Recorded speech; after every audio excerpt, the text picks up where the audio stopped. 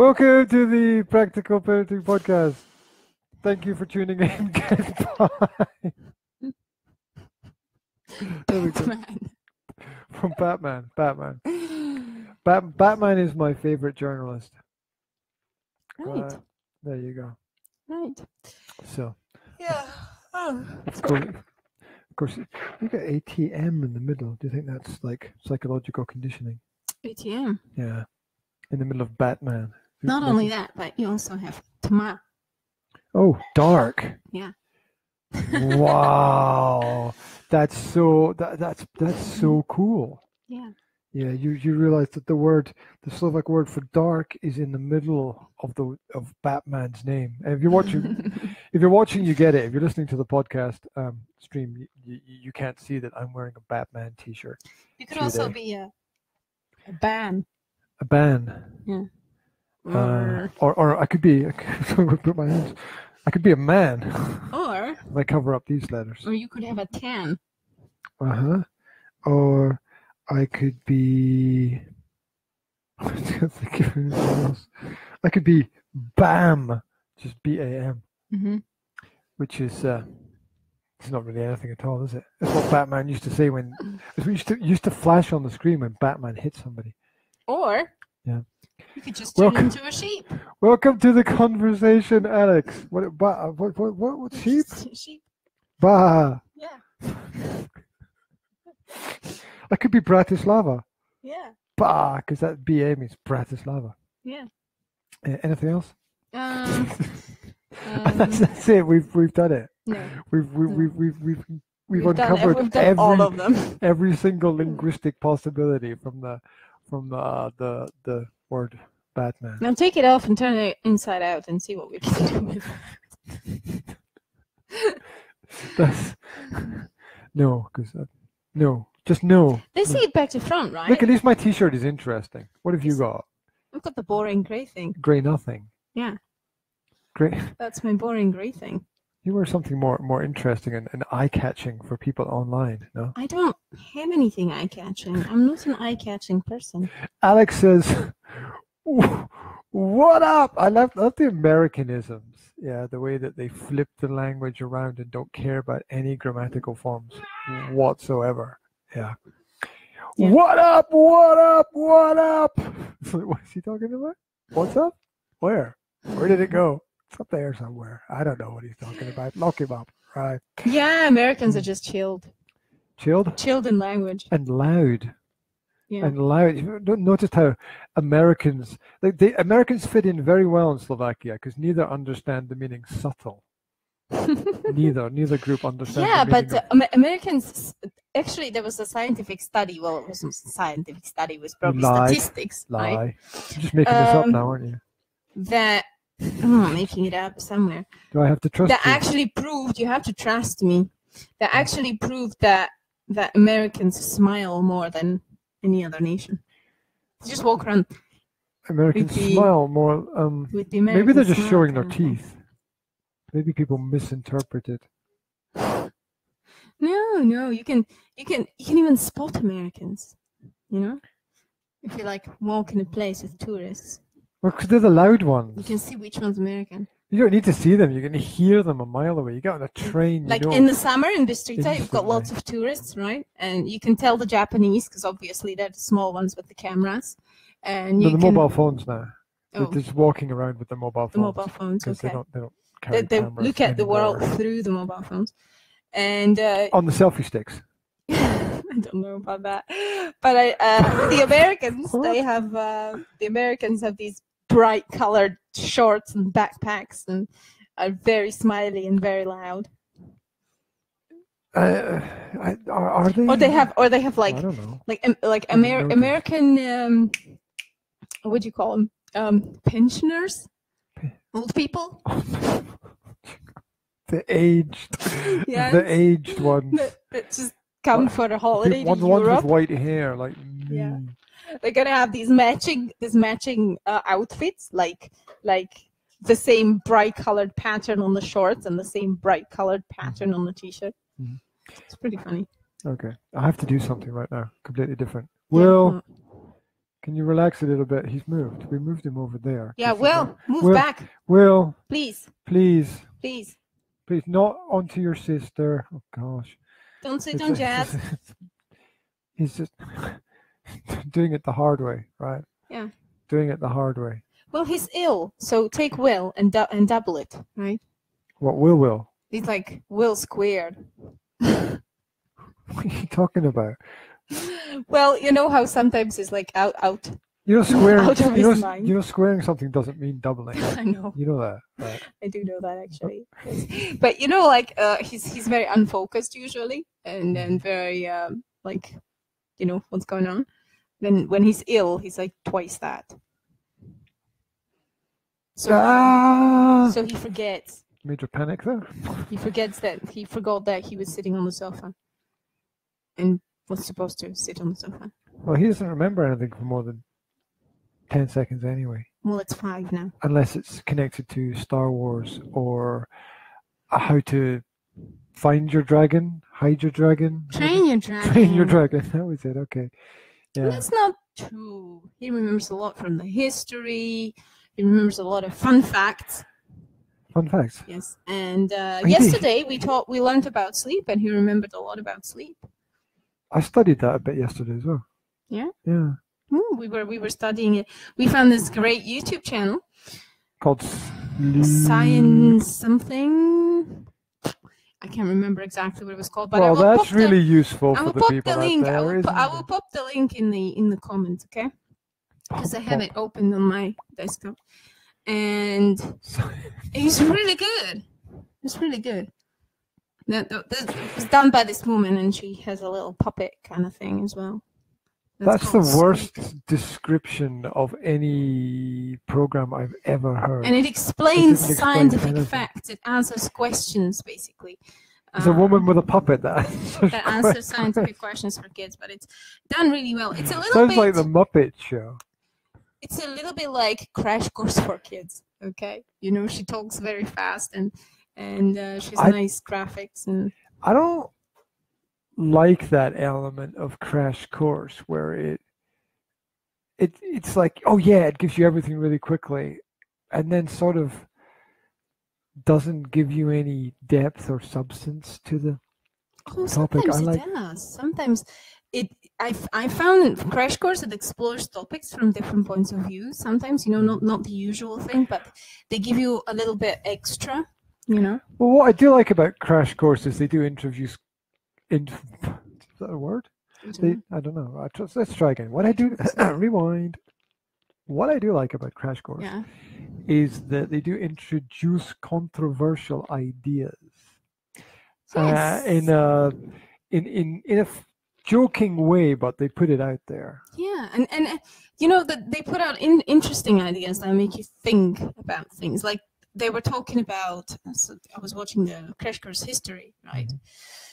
And they were talking about some kind of historical period, probably the Greeks or whatever, and they introduced the idea that, you know, that history is actually written by the winners, and that what we learn in the mainstream history is not exactly what it was like. And then they told you the story, what it was really like. You know, they put that element into it. They don't just give you the basic info that you can Google anywhere. They make it interesting. So I beg to differ, in my opinion, and do Crash Courses. They're not just, you know, on the surface. Sometimes they do go a bit deeper. Super cool. Bah. Good. Humbug. It's great that they do that, and you can't say bah humbug yet. Oh, it's not Christmas yet. It's not December. Although it's snowing all day today. It's Christmas in my head because it started to snow today. It started to slow. Snow. Yes. It's like a song. Snow. It's Christmas in my head. It started to snow. Oh, the carrot. What about it? It fell off. What? Yes, I checked it a couple of minutes ago. I went to say something. The carrot fell off. The carrot fell off. How's that possible? I rammed it in like half the way, and then I stuffed it with snow. I don't know, but it was half falling off by the time you got up here after building the snowman earlier. Yeah. by the time you got up here and I went out on the balcony to check it, I was like, that carrot's going to fall. And then I just checked it a couple of minutes ago before we started, and the carrot had fallen, and one of the arms had fallen off as well. Is the hat still on? The hat is still on, but it's we'll less just... one arm and one carrot nose. Well, we'll be leaving here soon after we're finished this thing that we're doing now. We'll be going out with Zora for the swimming lesson, and we'll fix it very quickly. Yes. Mm-hmm. If it's still there, if someone hasn't come and eaten the carrot. And the hat. And chewed off the arms. Yeah. There we go. Reindeer or something. It was very happy looking snowman. He was very happy. Yeah. His name was Olaf. It's a very original name for snowman. Oh, laugh. Mm-hmm. Mm-hmm. Never mind. Apparently there's a new 20-minute Olaf mini Pixar cartoon film. Yeah? Yes. I was somewhere out there hunting around the internet for it. Did you catch it? Trying to ferret it out. Did you catch it? No, I didn't actually. I found a lot of fake sites saying they had it, but it wasn't there. You have to be really careful about what sites you visit and what you pick. So how do these fake sites make money? Do they like put advertisements on them? Whoa! Slow down. Yeah. The massive assumption at the beginning there. Okay, that they make money. Yeah. But what would they exist for? Fake sites. Well, big companies put them up to stop people trafficking in their software and digital materials. What? They're not run by small independent people. They're run by big companies. What are they for again? Because I didn't understand a word that you said. It was like speaking Hungarian. What are they for? Well, yeah. You just told me your very first sentence was about what they were for. No. I'm asking, what did you just say? Can you repeat what you just said? That why they exist if they don't make money? Because they are set up by the companies that have all the money already. They're not set up to make money. They're set up to stop other people trafficking in their digital materials. Trafficking in their digital materials. What does that mean? In where? What kind of digital materials? Books, films. Trafficking in, what does that mean? Selling. You've heard of drug trafficking? They're selling drugs. You've heard of human trafficking? They're selling people. So they make. So, wait a minute. So I make an Olaf video that I'm selling, right? And I put up all these fake sites saying that they have it, so that people go there and find out it's not there and get discouraged. Or how does it work? I don't understand. What are you trying to tell me? How does that help anything? Help my poor brain. I have no idea what you're saying. Well, it stops people trafficking the material because they can't find it, because there's so much SHIT on the NET that they can't actually find what they're looking for. Oh, so they fill the internet with rubbish so that people get lost. Yes. Okay. And fake sites. Okay. I mean, I reckon, like from my observations today and my searches on the internet, half of the sites I visited were fake sites, saying that they existed for something, and clever copies, clever copies of real sites. It looks almost, it's like to the average person, to 99% of people, it would look like an original site. Well, this is an original site. So these big but when you break it down, when you know what you're looking at, it's like fake. Okay, you pick it up straight away, and so they look absolutely identical. And maybe it's only one symbol or one word or one little graphic on the page that's not in the right place. So how did you find out that whichever site you looked at today was fake? Give me an example. Well, I just told you. But can you be more particular? Like what symbol? What kind of symbol? Or what kind of word? Search box was in a different place. Ah, okay. Should have been up there, and it was just under the line. Okay. It was in a different place.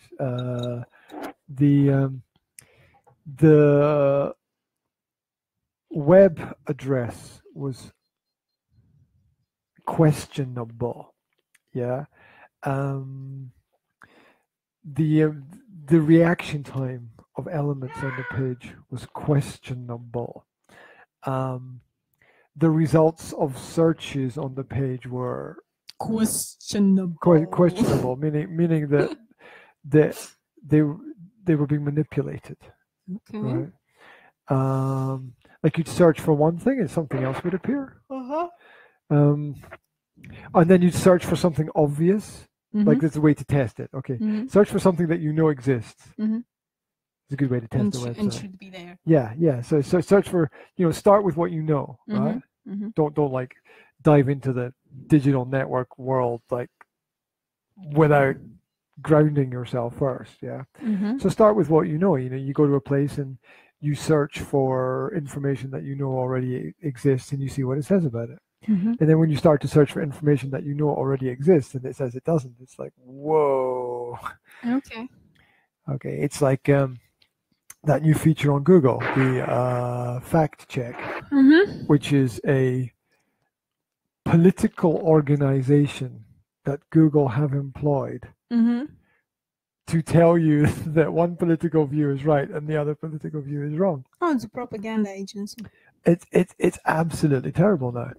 In fact, some of the leaders in internet development have made statements recently. It was one I was reading this morning. I can't remember who it was, but he said that the biggest threat to global peace and safety is the internet data media manipulators, because people are not getting the truth, either the truth or anything that's fair and balanced, because they're not giving people the opportunity to decide for themselves. And if you don't give people the opportunity to decide for themselves, then they never develop the skills. It's like with kids, right? They never develop the skills to discern what is good and what is bad if they don't have to make the choice between good and bad.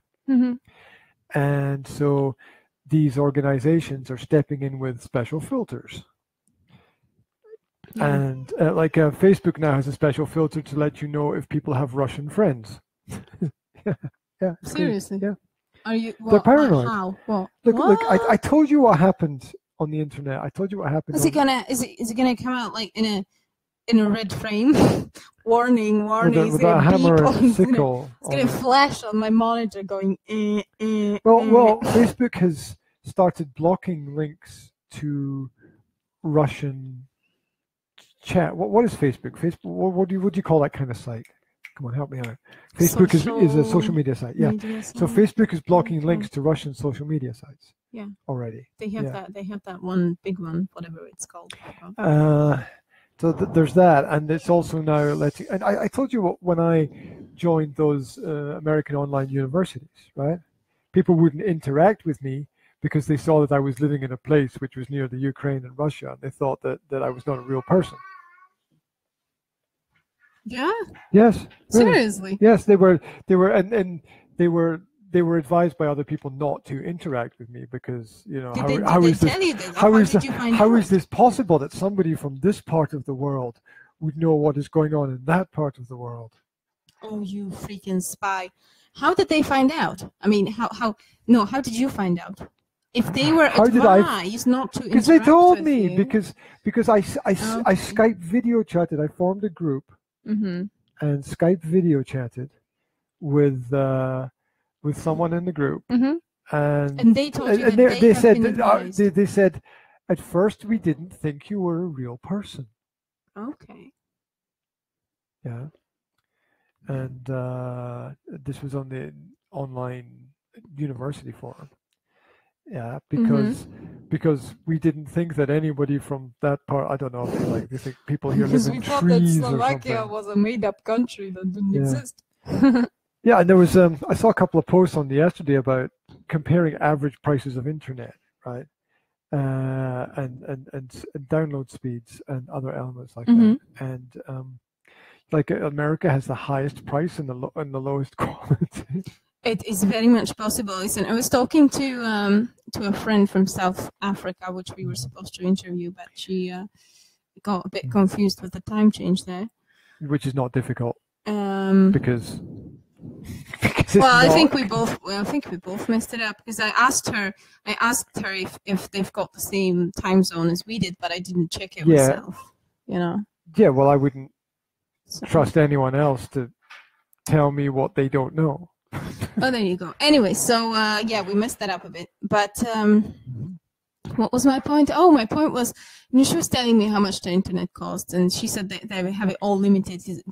If she wanted unlimited internet, she said that would cost her a huge amount of money, like unaffordable for her at all. In Britain, it's limited.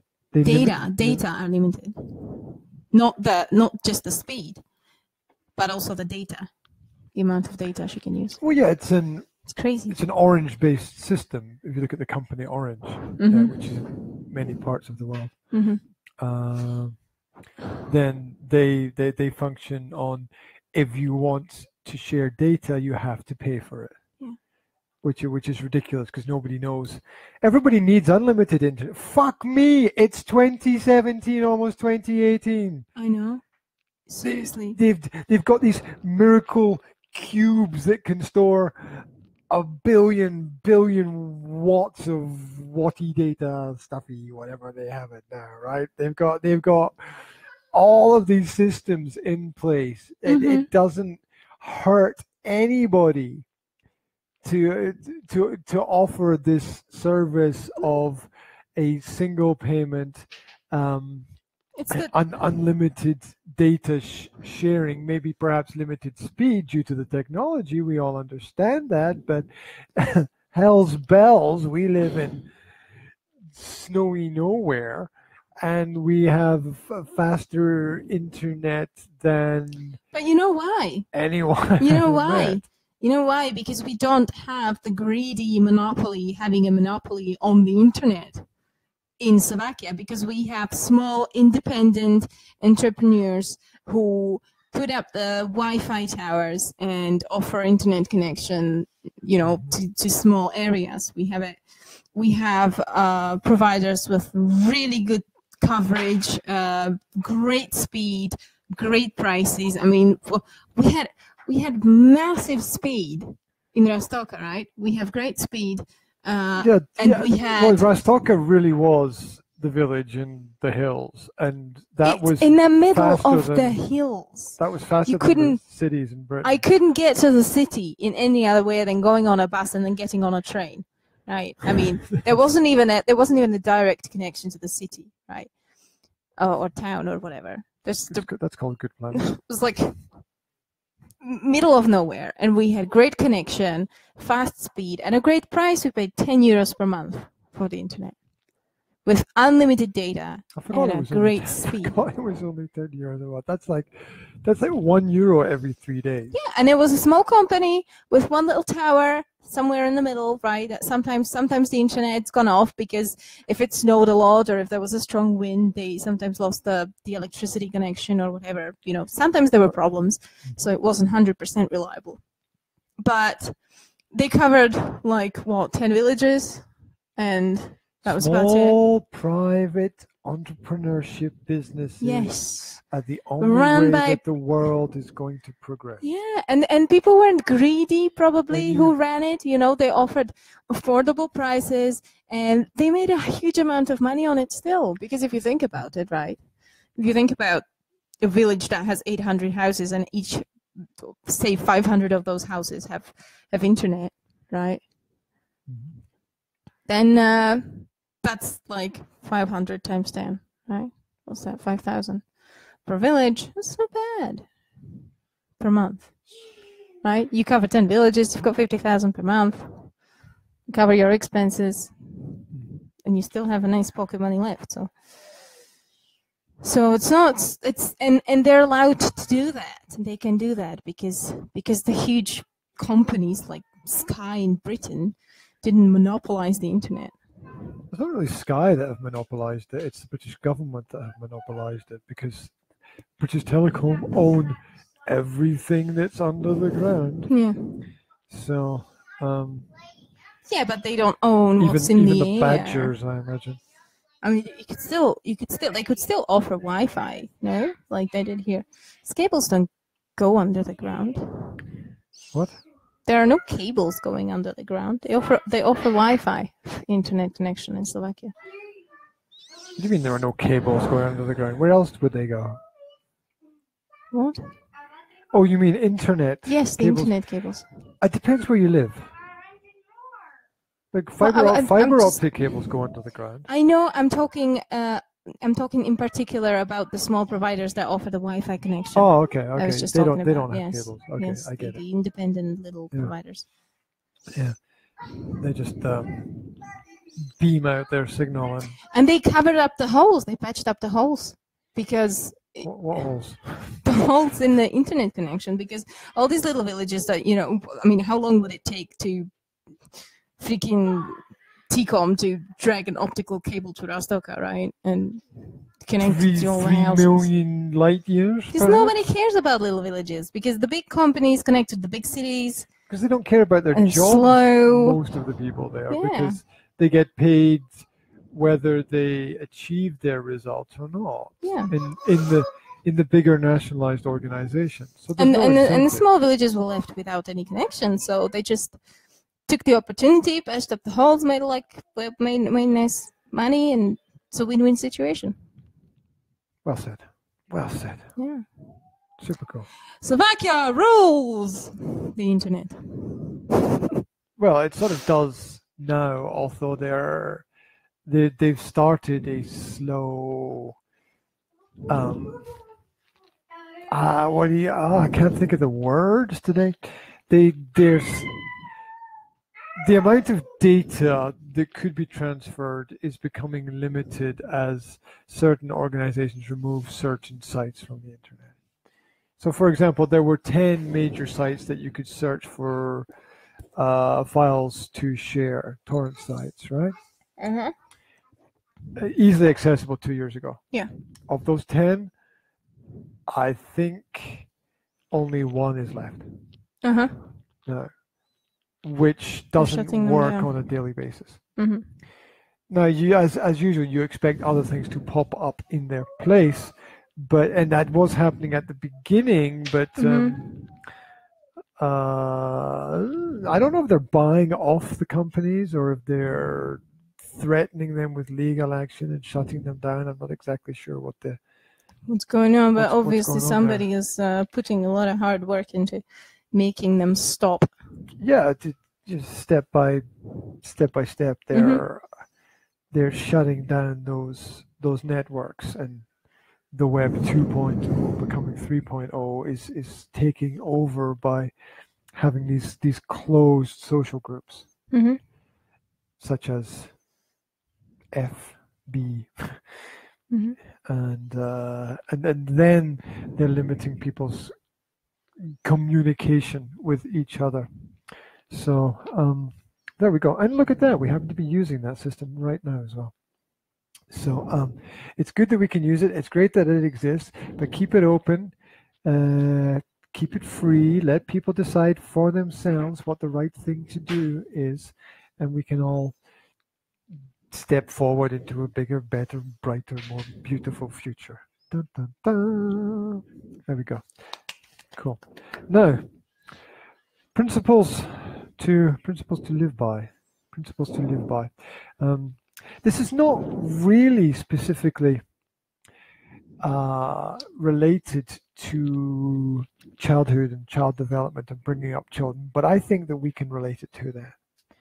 Absolutely, because children learn by observation. Therefore, whatever principles you have, same principles they will have, probably. Okay, because they're not like monkeys. They don't just copy whatever they see. They've got their own brains and their own opinions, and they process the information in their own way. But still, our principles and our moral values have a huge impact on theirs.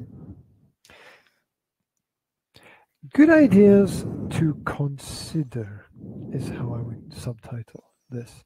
Things to think about. And I think if you're stimulating thinking, you're going in the right direction. So here we go. I will introduce the topic, and maybe you can give me a little bit of feedback about how you think it might relate to parenting, your own personal experience, or if it's a good or bad idea in general. Here we go. We start with principle number 1. Surrender all feelings of personal self-importance. What does that mean? I mean, what are you talking about? Surrender all personal feelings of personal self-importance. Yeah. Yes. Basically, realize that you are not important. Don't feed your ego. Well, it's self-importance. You could say that we all self-importance. I'm not. Linguistic barriers here. Okay. You could say that we're all important because we perform certain functions and tasks in life. Yes. Right.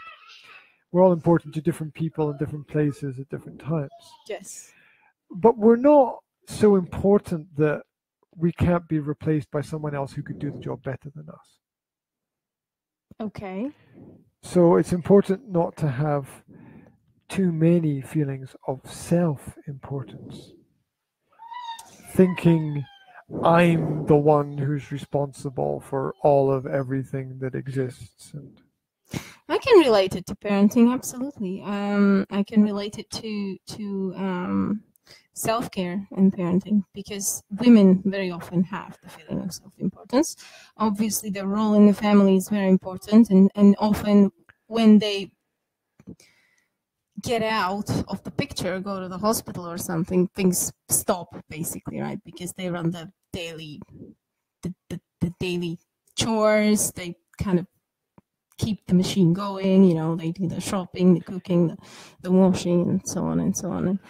But sometimes we women forget that we can delegate these chores and we can delegate these tasks, and that things can run without us. Actually, we should make sure that they will run without us if anything happens and we have to get out of the picture.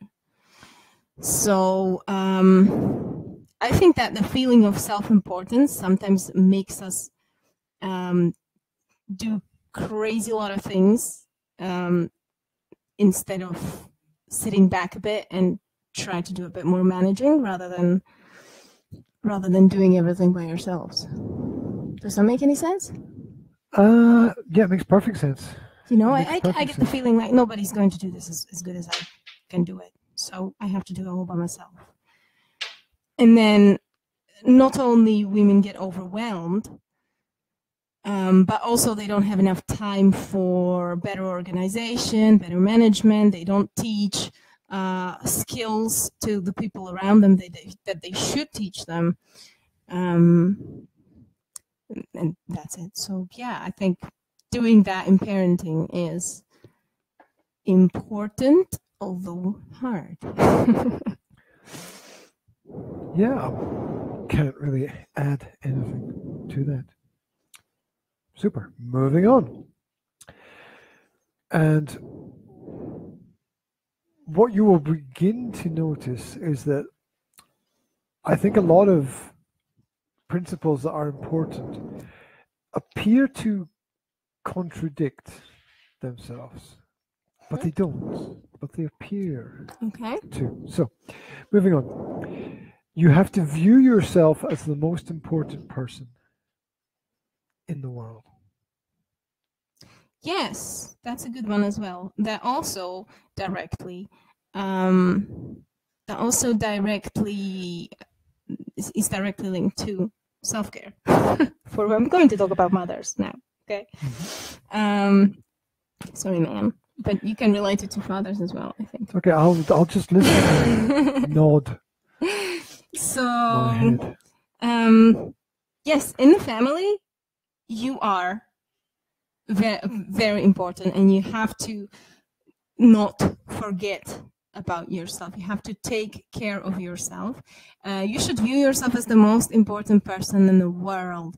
For me, that means that you should take care of yourself, you should educate yourself, you should value your own time. If you consider yourself as the most important person in the world, then you will prefer things that are good for you over things that are good for everybody else but you. Is that right? I'm just thinking out loud here. Well, go think of a practical explanation for it. Practical example, like, okay. So how would it work in the real world? Because remember, if you can't think of a real world example, it's not important. Okay, I make an appointment that I don't really want to go to, right? And if I think about myself as the most important person in the world, I would think, okay, this other person is not as important. I'm more important. Therefore, I'm going to go for a meeting with myself rather than this person because that is what's the best for me right now. How can you have a meeting with yourself? I do that all the time. What? I do that all the time. How? Well, you get a cup of coffee. Okay, I've got one over here. You sit down somewhere comfortably, if that's what you like. Okay. As opposed to sitting uncomfortably. Somewhere. Yes.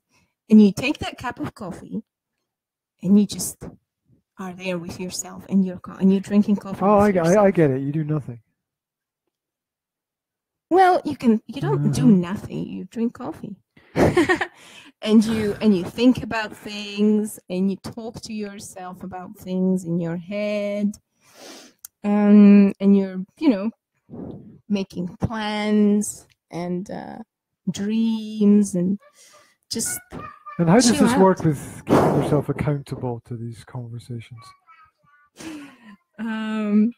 Well, if it's just a friendly meeting over a cup of coffee, and you don't have to make yourself accountable because it's just a friendly meeting over a cup of coffee, right? You don't take notes while meeting a friend and just talking to them. So, yeah. But if it's a work meeting, right? You can of course you will bring a notebook to it. So you will sit down with the cup of coffee and a notebook and a pen, and you'll talk to yourself. Do you have to do this in front of the mirror, or can you? No, you don't have to. You can just do it in the kitchen at the table. Mm-hmm. Okay, yeah, sure. If your own ideas are not in order, sort of reflecting back to being important or having importance. Okay. If your own ideas are not in order, you can't really perform the tasks you need to perform well as a parent or a teacher or in just doing your job. Yeah, if you have nothing, I mean, you can't give if you have nothing to give, right? Oh, you can debate that one actually. Yeah. Yes, it's true. Like if you can't give someone a banana if you don't have a banana. No, you can't give someone your energy if you don't have any energy, right? For example, you can't give someone peace if you don't have your own peace of mind. You can't give anyone kindness if you don't have kindness towards yourself. Oh, you can probably, but it's not. Well, you can give people advice, can't you? Right. I mean, you could. Well, let me give you a contradictory statement, which would be. Okay. I don't have a Samsung mobile phone, but I can advise someone which Samsung mobile phone is better. Samsung, whatever it is. But you're giving them information that you have. You're not giving them the phone. You have the information, but I don't need. And you're giving them the information. Yes, but I don't need a large amount of energy to do that. I can still do that and sort of I could be physically tired, but still do that, right? So this idea that you can only give certain things in certain ways, I'm not sure about that. I'm just talking from my experience in parenting because when I know that when I'm run down, I don't function. I'm not patient. I'm not kind. I mean, you've seen that just 2 days ago.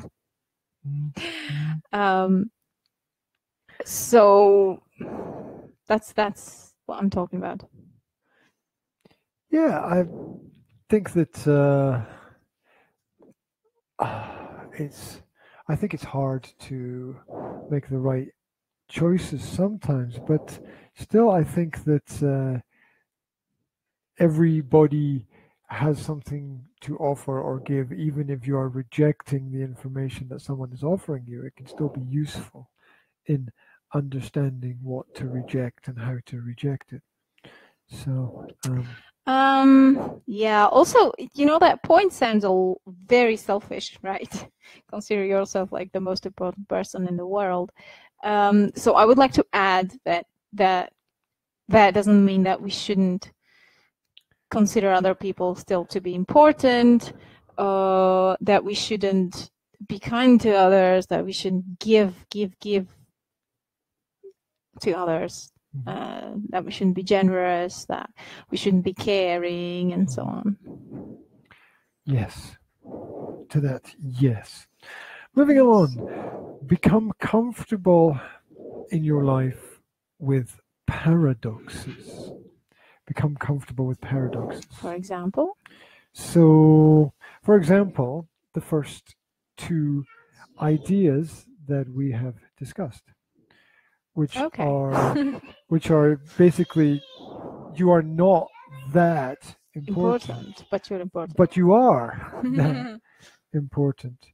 So there are a lot of paradoxes where, yes, you have to focus on this and do this because this is important, but not always, right? It's okay, you have to live a healthy lifestyle, eat healthy, but it's not bad to go out with your friends and have a beer, right? And chill out, right? So you have to become comfortable with the paradoxes that exist in life. The parent should be a teacher of their children, but they're not the only person who's going to teach their children. Or there should be, they are the teacher of their children, but at the same time they are the student of the children. Oh yes, yeah. Well, because you're always a student. Yeah. The day you stop learning is, the day that they nail your coffin shut. So, or at least it should be like that. And people who stop learning are dead already. I don't think people can stop learning. Oh, I mean, unless you've got some kind of degenerative disease, like, right? Unless you've got Alzheimer's or something, then you can stop learning. It just you can't. Even if I'm sitting on my sofa all day watching soap operas, I'm still going to learn some new fun facts from them. No, you're not. Your brain's gonna degenerate into mushy pea sauce. No, I'm still learning. I'm just learning about fictional world. You're still learning. Useless. Yes, it is useless, but it's still learning. I'm just trying to point out that a person cannot stop themselves from learning. Yes. But at the same time, they have to control the kind of information that's going into their brain, because there's no firewall protecting the brain like there is protecting the computers. So there should be. I think it's imperative that intelligent people understand it's okay to have contradictions at some times, to get used to holding opposing ideas or thoughts in your mind. You don't have to follow or believe the thought, but you could still hold on to it and observe it, study, and understand it. Yeah, I've never really had a problem with paradoxes. So. Which might suggest that you haven't looked at them closely enough. No, it just suggests that I am not very opinionated. I'm very laid back, and when it comes to considering information. I'm not very opinionated. Mm-hmm. Why would you not have an opinion? I don't say that I don't have any opinions ever on anything. Obviously, I have, because that's why I'm standing here and talking, right? I'm giving my opinions. But what I'm trying to say that take everything with a grain of salt, you know, when people are arguing and one is saying that Russians are evil and the other is saying that Americans are evil and Russians are great, right? I'm not going to side with any of them, because I'm just going to kind of remove myself a little bit away from the topic and look at it from an objective point of view, right? So that's what I mean. Yeah, okay, you can be objective like that. But it's important to have an opinion. And that helps with paradoxes as well, you know. When I see a paradox, I just think, well, that's a paradox, and that's all, you know. I don't have a problem with it. I don't have to go and solve it for it not to be a paradox. Okay. Moving on. Yeah. Try to understand the sentiment or idea expressed by a person rather than literal or absolute truths that exist. Oh, we've got a problem. Will, you just hurt your sister. Right. Will, can you make sure that she's okay, please? Maybe you should pick her up and give her a cuddle because you hurt her. Maybe I should go and do that. She won't let him interfere. Okay. You know exactly what, Will. Will, you said you were ill earlier, so I want you to go to your bed and lie down, okay? You shouldn't be running around with your sister in this room. There we go. There we go. All this stuff going on in real time. In real time. That's the way it goes. So, you know, people who talk about planning things with kids, some things you can, some things you can't. And that's one of those contradictions. One of those contradictions is that you need to be planned, you need to be organized, but you can't plan everything and you can't organize everything. You can plan something because you can do anything you want to do, but you can't do everything. So you have to prioritize and focus on what is important for you, realizing that like the parent, like the manager of a team, they can have the best tactics and players and preparation, but it doesn't mean that they're going to win the game because there's an uncertain element that exists and that very much needs to exist for people to grow and have new experiences in their lives. And welcome back. Welcome back. You're welcome. Oh, you brought me something. Brought you a prezi. Check it out. Brought you some alchemy. Original Slovak alchemy. Otherwise known as Haralki. Otherwise known apparently, they export it to a lot of countries. Apparently. What? Hello? Apparently, they export it to a lot of countries. Yeah, where it's eaten by Slovaks because nobody else knows what it is. Probably. Right. Or other countries have their version of the wafer biscuit with the caramel thing in the middle. It's not a caramel thing. Sugar? Or whatever. I don't know. What's in peanut like butter? Cocoa nutty thing. This one is cocoa and peanuts. Cocoa nutty. Sorry. I'm just doing a little dance. He does that. Cocoa nutty. There we go. It doesn't look good when you do it. Well, I wouldn't expect it to. Would you? I mean, I'm not doing it to look good, right? You should do something more manly. Coconutty. Is that better? No. Coconutty. It's that kind of weird sway that you do. That is a bit. A weird sway. Weird. Yeah. You know the weird sway that's really weird. What's she talking about? I don't know. Something weird. Okay. I don't know how men dance. I don't know how women dance, so I can't really tell. I don't know how Latin people dance. How do they do that thing with their hips where their body goes one way but the hips go the other way? It's like they've got a brain in their hips that allows that part of their body to operate differently. Maybe they do. The hip brain. Yeah. Okay, click. Let's turn on the hip brain. Oh, I got it. Yeah. And I don't know how to they, do the they hip can, thing. they I have can, no idea. that it's just odd. Great hip mobility. There should be university research on great Latin American hip mobility.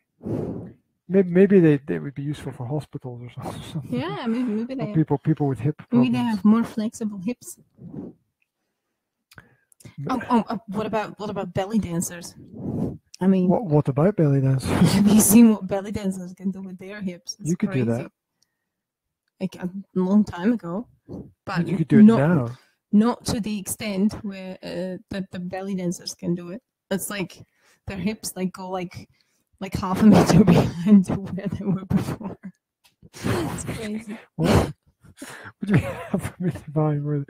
What do they disconnect from their hips? Yeah, it's like they're standing like this, right? And they're Like, what do you mean like hips. this?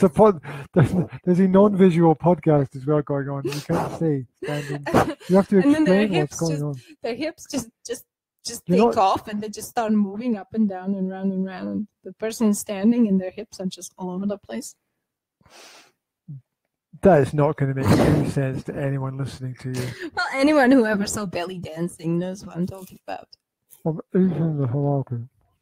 Yeah, yes, have some. They're nice and crunchy and peanutty. Oh, I would kill for some caramel wafers. You just this is you a just caramel had to wafer. mention This them. is a Slovak caramel wafer. Well, it's It's not not as chewy, because it doesn't have caramel in it. That's why it's not chewy. Caramel is just sugar, right? Yes. Oh, I could yeah. make my own caramel wafers. Actually, I could make it one of my Christmas things. It's stuck in my throat. She hit me. It's a good opportunity. Can't miss it.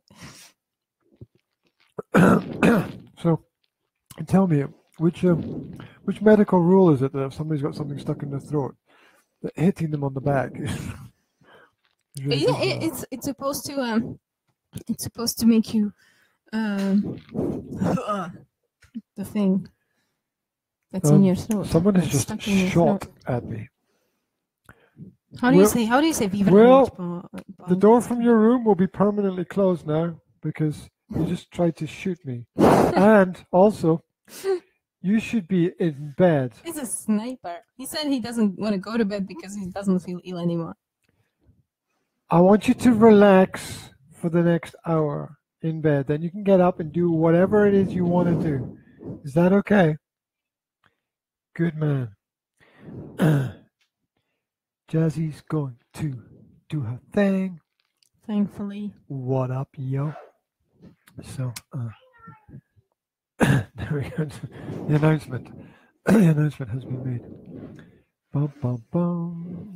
So, what's next? What's next? Oh, yeah, I forgot we were doing this. Right.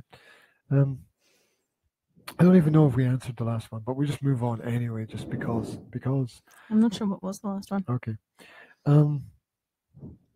It was to focus. The last one was to focus on the ideas a person is trying to present, rather than any specific point that might be important, to try to help the other person bring out the ideas within their thoughts. Okay, so not to do what I do when we're arguing, and what you do when we're arguing, so, right? Yeah, well, arguing is doing the opposite of what that suggests that we should do. Yeah. There we go. Moving on. You are the product of your. You are the product of your habits, your friends, and your family. Not singularly of one of those things. So of your habits, your friends, and your family. So there are various factors that feed into your life, defining the character of who you are. Now, of course, people will say, well, who you are comes from inside. Let's just accept that automatically. Okay, again, that's another point about life lessons, right? Let's just not argue about, oh, it's all internal or all external. Let's just take this idea and run with this idea, yeah? Which is that you are the product of your habits, your friends, and your family, which is yes, well, to a large extent. Of your family to a large extent, because the family is the first thing that forms you when you're little. So, go and do your thing, and then you can come back and talk in a little bit more depth and detail about this topic.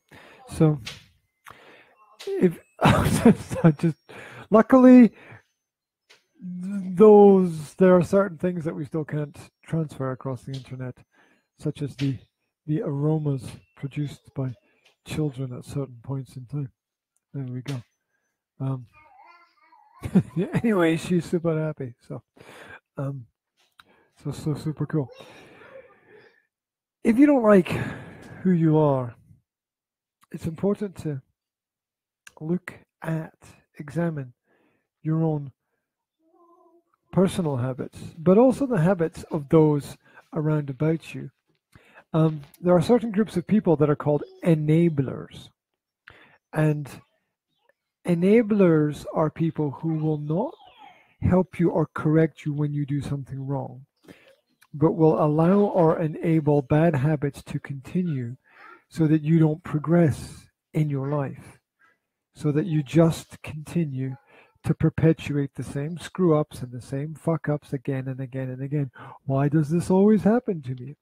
It happens to me because you're surrounded by a bunch of motherfuckers who don't really care about you, because if they did, they'd make sure that you improve the quality of your life, the quality of your habits, and they'd be looking out for you to make sure that these problems that exist don't happen again, to make sure that if you make a bad decision at one point in time, you learn from that bad decision and don't make it again. We all make bad decisions, but what we need to do is learn from the bad decision rather than focus on the fact that something went wrong somewhere. I think. Okay. Chime in with. I think it's very important to find balance in that situation, because, and very hard to find balance in that situation, because where does help end and tolerance begins, or the other way around? I mean, how much should you tolerate, and when should you try to help the person to maybe break a habit or do something right? I think you should tell the person exactly what you think is the right thing. Whether or not they take your advice is up to them. I mean, that's what will define your friendship. Yes. If someone takes your advice and it's good advice and it works, then that's a symbol of a good friendship. If somebody doesn't take your advice, that's okay. And if somebody does take your advice and it's the wrong advice, you need to revise the situation. Yeah, but if somebody doesn't take your advice, does that make you an enabler if you don't act on it? If I advise my friend. I don't understand that statement. Okay, I have a friend. Let's imagine, okay, none of my friends smoke anymore because they all have kids, but let's imagine that I have a friend who smokes. They say they don't smoke. I guarantee you they because no one ever really gives Well, you don't know. You can't guarantee. They run outside every now and then for a cigarette and tell everyone else that they don't smoke. What do you mean nobody ever really gives up smoking? My mother hasn't smoked for, what, 20 years now? This is one of the rules here. Don't pick on one extreme exception as defining a rule for things. Yeah, but you can't. That's wrong. You generalize people like that. You can't say, I guarantee you something if you don't know anything about it. No, I do know. I would say that in my life, 49 out of every 50, which would be 98% of people, don't tell the truth about that. That's the experience of my life. But you don't know if my friend is one of them, so you can't say, I guarantee you that's not the truth. You can't guarantee it. Well, I can say that 98% of people that I've met. You can say that, yes, but you can't say, I guarantee you that's not true. I guarantee you it's not true. I guarantee you. I put money on it. I put a bet on it. I can. I put a bet on it, and I bet they lie about it. How are you going to prove that because, they lie about it? Because I've never met a smoker that told the truth. Okay, sweetie. I've never met a smoker, either prior smoker or present smoker, who ever told the truth about their smoking. Ever. In my entire life. Never met one. Well, my mother is a smoker who doesn't smoke anymore. Even people who smoker doesn't smoke anymore. Okay. I'm not going to talk about it anymore because you rammed through the middle of my sentence there. And look, this point is not important anyway. What is important? I was trying to make a point when you interrupted it's not important, me in the so you run over my point. Say my point is not important. Well, because you interrupted me in the first place, G.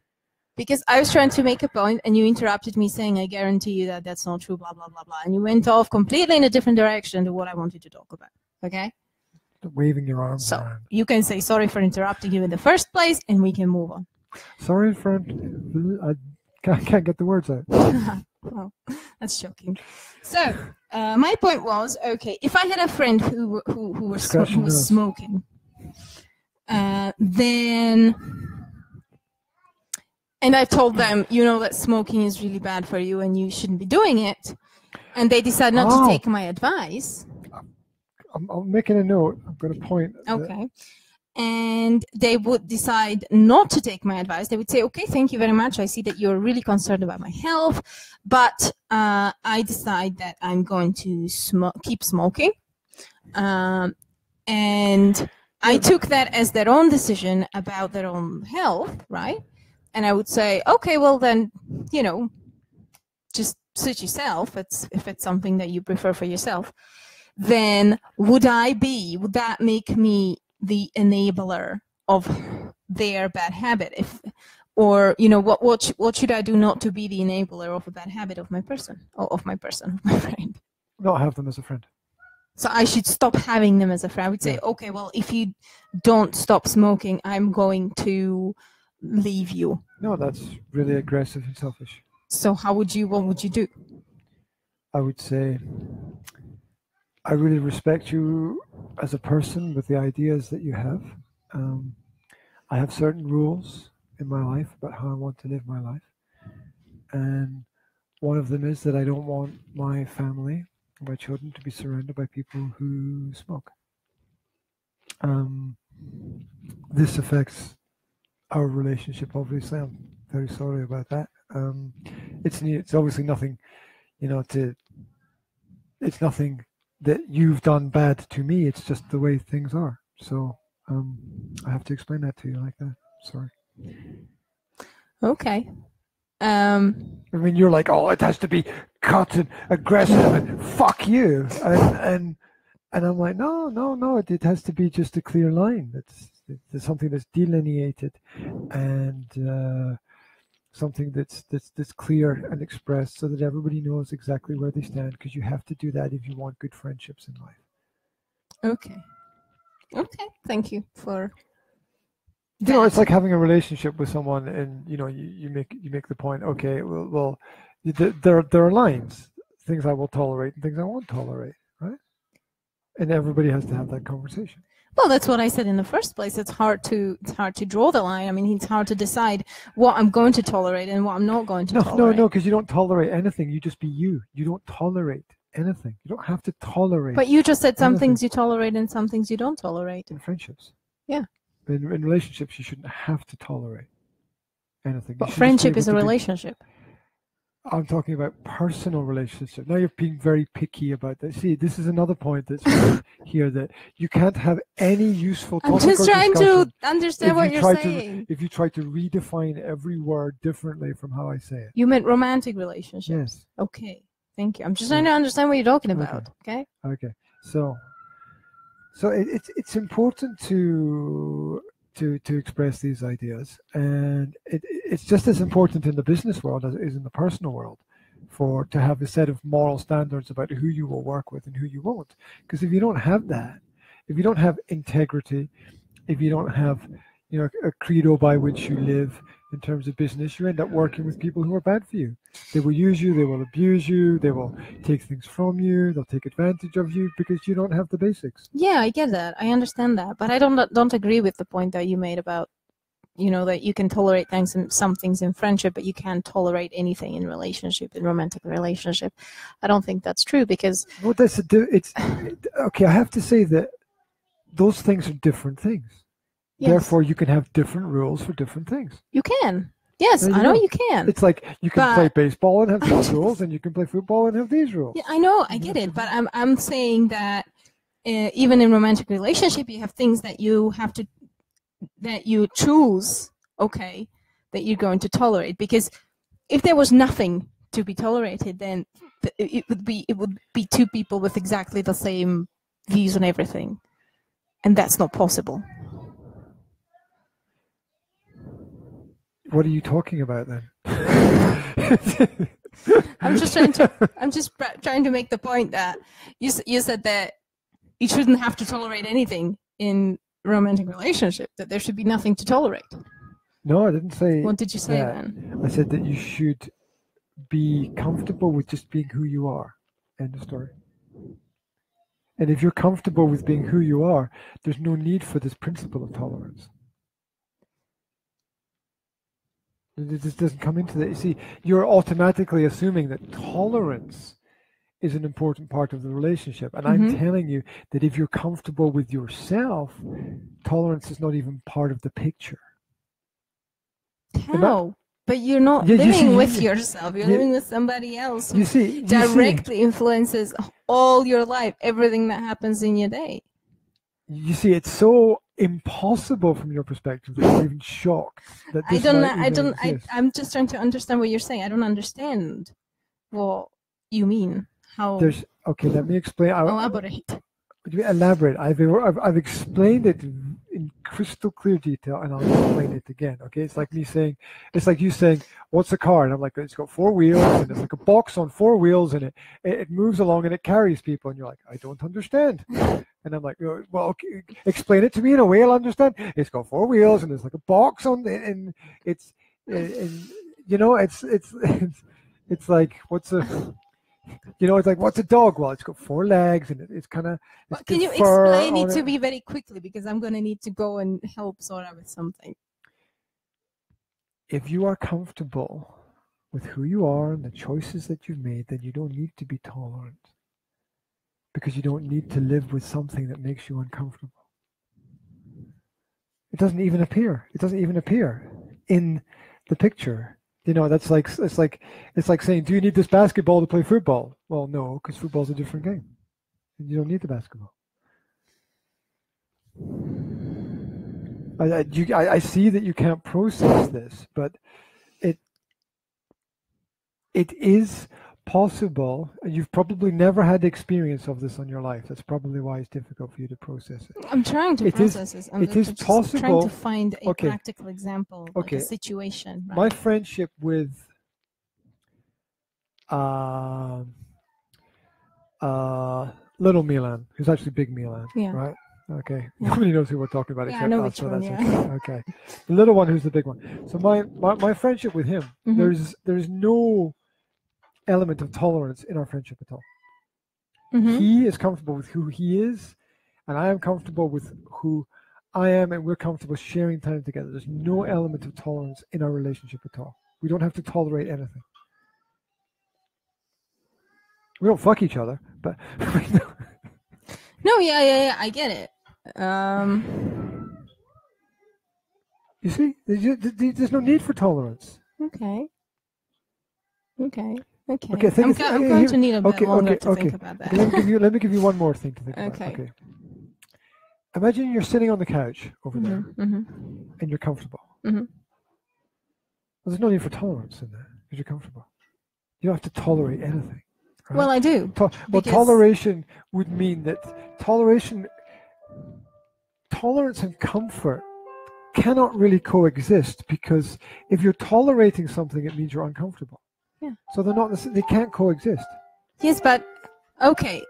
right now I'm tolerating Jasmine playing on the piano, okay? I don't want to stop her because I know she's having fun, but I'm not enjoying it, right? And I'm enjoying it. I want to state the fact I'm enjoying it. This comes from just Jazzy living. Jazz. What more could you say? This comes from living with a different person in the same living space. There are things that we're not going to agree on, okay? Because right now, I wish that everything was quiet and nice and peaceful, and she wishes that she can sit there and play the piano and have fun, right? We have different opinions on the situation, but I'm going to tolerate her opinion. I just made a choice to tolerate it, right? That doesn't mean that I'm uncomfortable with myself. Do you understand? But you see, I think that I can prove that you're uncomfortable with something. You're not uncomfortable with yourself, but you're uncomfortable with something. And I'm uncomfortable with the noise. About this girl who's trying to destroy the table. I have to go and help. Sorry. Okay. And don't forget to take your ice cream with you, darling. Take the horse. And the horse. The ice cream, of course, is not actually ice cream. It's 2 blocks of Lego Duplo fixed together, and the horse is actually a rubber or an eraser, as the Americans like to call it, because the word has another meaning, as you do, right? As you do, you communicate as best you can. So we were talking about. I was talking about whether or not comfort and tolerance. Are you coming back already? That's fast. I just was about to launch into a rant there, but it's probably good that you prevented me from doing that. I would probably embarrass myself. I don't have another one, Jazzy. What did you? That was the last one. You saw that. The last alchemy. Mm-hmm. The last alchemy. Oh my gosh! No more alchemy. Okay. Yeah, we'll get some later, shall we? Will you? We, meaning not me. It's that special we that you used yesterday in the morning. I do. I commonly use we to mean not me. Yeah. But somebody else. Yeah. Exactly. Like yesterday. Do you think we could tidy up? Yes. Yeah. I'm being cuddled down here, so it's and come here, Jazzy. There's cables and. Do you want to go up? Sharpie things. And, do you want to come up? She wants to. It's a unicorn. It's a horse. You want to come up? I'm holding the technology together. Oh, look at. You got a. Oh yeah, how many sheep have you got? 1, 2, 3, 4. 4. There's a yellow one, blue one, another. That might be purple one, and a red one there. I think. Mm-hmm. There we go. But I can see it, but nobody else. Nobody else can. Do you like my T-shirt, Jazzy? Do you like my T-shirt? Yeah? What's on it? Yeah. What's that? Do you know? That's a Batman. It's a Batman. Yeah. That's so cool. That's so cool. Can you read the letters? Do you know what this letter is? B. B. Oh, wow. And the next one? The B. Well, the first one is a B. What's the second one? A. Very good. Wow. A B and an A. And then after the A, the next one? A T. T. We've got B, A, T. And when we put them together, B, A, T. Wow. That's right. That's excellent. And what do you know this letter here? N. It's very close to an N. It's an M. M. Like M for mummy and magic and mouse. And marvelousness. And monkeys. And what's this one here? Oh, look, it's the same as this one. Yeah, there's 2 A's there. It's the same as that one. Oh, and this one. This is an N. N. And this one, what was this one again? M. M. A. N. M. A. N. Man. Man. Man, can you read that? Man, you put them together and you get what? Batman. Okay, there we go. Immediately embarrassing myself once again. But good reading skills. You want cheese? Cheese? Oh my gosh. I said, do we have any cheese? Oh yeah, we do. We got cheese. Well, The cheese. if we've got cheese, Cheese, then maybe please. you can have some. Okay. Let go. Lego? Lego! There we go. Yeah. Okay. Okay, you launched into that rant that you were planning. Well, I think we should. What? Should we? Maybe. Sorry. Yeah. Okay. Look, it says we've been doing this for over an hour, We're wrapping it up. and I think that's Like more. a Christmas present. Oh, look at that! Prezzies, prezzies. I told you I've got Christmas the on my brain time of today. year. It's so Festive dark. cheer. Oh, I really don't want to go there. Oh God. Went to the swimming lesson with Zora, and when it's this dark and cold and snowy, you just want to kind of lie down on the sofa and go to sleep. Oh, that's a good idea. Thank you for that. I will. And yet you have to get outside and go to the swimming lesson. Well, these things are sent to test us, aren't they? Yes. By this us, I mean you, of course. Of course. That's I'm just going to have to remember that us does not involve me. the non-inclusive us and we. Mm-hmm. Yes, I'm famous for that. Mm. Okay. Thank you very much for tuning in. Today, we looked at things. Is it? I don't think this is very fetching. It's not very Batman-like. It's just not very me. Okay, it's just one of those things. Oh, this is so cute. Right. So cute. So cute. Thank you very much for tuning in. This was Practical Parenting. Today we talked quite a lot about life principles, perspectives, ideas, and as usual, we'll add a few notes about the topics. And if there's something special that you'd like us to talk about, oh, hello. Can you wave at yourself? Dun, dun, dun, there we go. If there's something special that you'd like us to talk about, we will be very happy to discuss it with you. You can leave your questions in the chat on Facebook or on YouTube, where this will be mirrored later on. What else is coming up? We're still planning to do some interviews. We look forward to that. And we're done for today. And okay, we've got we're done with a pair of binoculars. Okay. Bye, everybody. Cool. Thank you for tuning in, and we'll see you some other time again. Hi and bye. Yes. Yeah, if you like the video, please subscribe to the YouTube channel, the Academy of Language Therapy and Life Coaching, also on Facebook, the Academy of Language Therapy and Life Coaching. This is 21st Century Mom. And there's more to come in the future. So wherever you are, have a fantastic day. And yeah, keep your eyes on my Facebook page, because there's lots of cool stuff that's coming up very soon. Facebook page is Graham William Hendrey.